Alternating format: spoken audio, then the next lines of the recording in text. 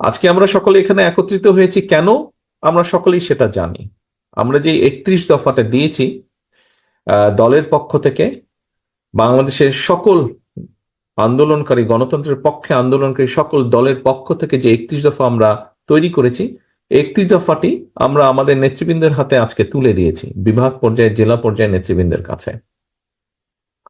এই 31 দফা ভেতরে 31টা দফা আছে, বাংলাদেশের বিভিন্ন বিষয় নিয়ে আলোচনা করা আছে, যেই বিষয়গুলোর সাথে দেশের মানুষের জীবনযাত্রা সবকিছু ওতপ্রোতভাবে জড়িত। আপনারা খেয়াল করে দেখবেন, আমরা পিছন দিকে যেই বইগুলো আমরা দিয়েছি এর পিছন দিকে একটি কথা লেখা আছে যে 31 দফাটাই যে সীমাবদ্ধ 31 দফার মধ্যে, নট দ্যাট। কারো কাছে, যেমন এখানে আমি জয়েন করার পরে এখানে কয়েকজন ব্যক্তি তাদের কিছু প্রস্তাবনা দিয়েছেন, তার মধ্যে কয়েকটি ভালো প্রস্তাবনা আছে। এরকম আমরা যদি আরো প্রস্তাবনা পাই, আমরা সেটি 31 দফার সাথে অ্যাড করব। কাজে 31 দফাটা বাধা ধরা কোনো নিয়ম না, বাট এটি একটি আমরা ধরে নিতে পারি guideline. Tarique Rahman, with due all respect, আপনাকে একটা কথা বলি, আপনি গভর্নেন্সের উপর একটু লেখাপড়া করেন। আপনার এই 31 দফা, 19 দফা, 11 দফা, 6 দফা এগুলো শুনতে শুনতে জনগণ এখন টায়ার্ড। হাসিনার যেমন উন্নয়ন শুনতে শুনতে জনগণ টায়ার্ড, আপনার এই 31 দফা আর 19 দফা শুনতে শুনতেও জনগণ এখন টায়ার্ড। জনাব তারেক রহমান, এই 31 দফার ভিতরে প্রত্যেকটা দফা মিনিংফুল নিঃসন্দেহে, কিন্তু একটা কথা, জনগণ আর এই দফা শুনতে চায় না। ফর এক্সাম্পল আপনাকে আমি বলি, আপনি বলেছেন অর্থনৈতিক প্রবৃদ্ধিকে আপনি বাড়াবেন। জনগণ জানতে চায় আপনি কিভাবে বাড়াবেন, কাকে দিয়ে বাড়াবেন। কোনদিন তো আমরা শুনি নাই আপনি 31 দফার জন্য 31টা এক্সপ্লেনেশন আপনি দিছেন যে আপনার এই দফাটাকে এইভাবে বাস্তবায়ন করবেন এবং কার দ্বারা বাস্তবায়ন করবেন। আপনার দলে কি বিশ্বস্ত লোক আছে? আপনার দলে কি বিশ্বস্ত নেতা রয়েছে? আপনি 31 দফা দিয়ে আপনি বলছেন জনগণকে ভোট দিতে। আপনি 31টা দফায় 31টা স্পিচ আপনি কখনো দিচ্ছেন জনাব তারেক রহমান? আপনি বলছেন আমি আমার এই দফাকে এইভাবে বাস্তবায়ন করব। আপনি বলেছেন আমার বাজেট ডেফিসিট আমি এইভাবে কভার করব।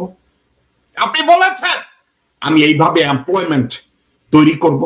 আপনি বলেছেন কোথাও আমার পররাষ্ট্র নীতি এইভাবে আমি ডেভেলপ করব। আপনি কোথাও বলেছেন আমার বাণিজ্য নীতি আমি এইভাবে ডেভেলপ করব। আপনি বলেছেন আমার ইন্ডাস্ট্রিয়াল রেভলিউশন আমি এইভাবে তৈরি করব।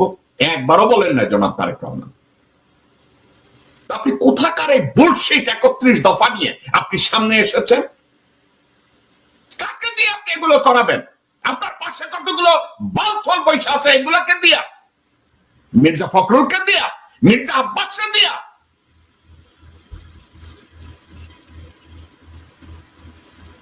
দফা এখন এমন কি শোনাচ্ছে জানেন? হাসিনা যেমন কথায় কথায় বলেছে না, উন্নয়ন উন্নয়ন উন্নয়ন, এখন আপনার 31 দফা হচ্ছে উন্নয়ন উন্নয়ন উন্নয়ন। তারেক রহমান সাহেব, যে কোনো একটা দেশকে গভর্ন করতে গেলে সেখানে এই দফা দিয়ে কেউ গভর্ন করে না। 31টা এজেন্ডা যদি আপনার থাকে, প্রত্যেকটা এজেন্ডার উপরে আপনার একটা বিশদ থিওরি লাগবে, থিসিস লাগবে, একটা পলিসি গাইডলাইন লাগবে এবং এক্সিকিউশন লাগবে। এটা কি আপনার আছে? কোথাও তৈরি করেছেন জনাব তারেক রহমান? আপনাকে অনেক ইজ্জত করি আমি, আপনার দলকেও আমি ইজ্জত করি, আপনার বাবাকে আমি ভালোবাসি, কিন্তু সেটা আপনার বাবাকে আমি ভালোবাসি কারণ বাংলাদেশের জাতীয়তাবাদী নেতা হিসাবে আপনার বাবাকে যথেষ্ট ইজ্জত করি, সম্মান করি, তার দূরদৃষ্টিকে আমি ইজ্জত করি। বাংলাদেশের ফাউন্ডিং ফাদার হিসাবে আমি তাকে সম্মান করি, আপনার মাকে আমি ইজ্জত করি। আপনার মা যেভাবে বুঝেছিল যে হাসিনা শেখ কিভাবে দেশটাকে লেন্দুক দর্জির মতো আচরণ করছে, আপনার মা রুখে দাঁড়িয়েছিল। আপনার মা এখন অসুস্থ, আপনি লাকি আপনার মাকে আপনার কাছে আনতে পেরেছেন। আমি জেকব মিল্টন, আমার মায়ের খেদমত আমি করতে পারি না, আমি যেতে পারি না আমার দেশে। আমার মা যেদিন মারা যায় সেদিন আমি স্টেট ডিপার্টমেন্টে কভার করতে গিয়েছিলাম। আমার মায়ের ডেড বডি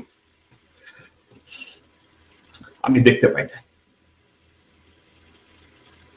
আপনি আপনি আপনি তো ভাগ্যবান, আল্লাহ আপনার কাছে ভাগ্য দিয়েছে, আপনার মাকে আপনি খেদমত করবেন। কিন্তু দেশটাকে গোছানোর জন্য যা করা দরকার, তারেক রহমান আপনি কি তা করছেন?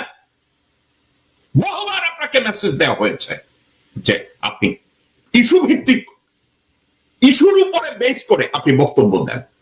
আপনার স্পিচ রাইটার কতগুলো রাখছেন, গান্ডু কতগুলো হারামজাদা।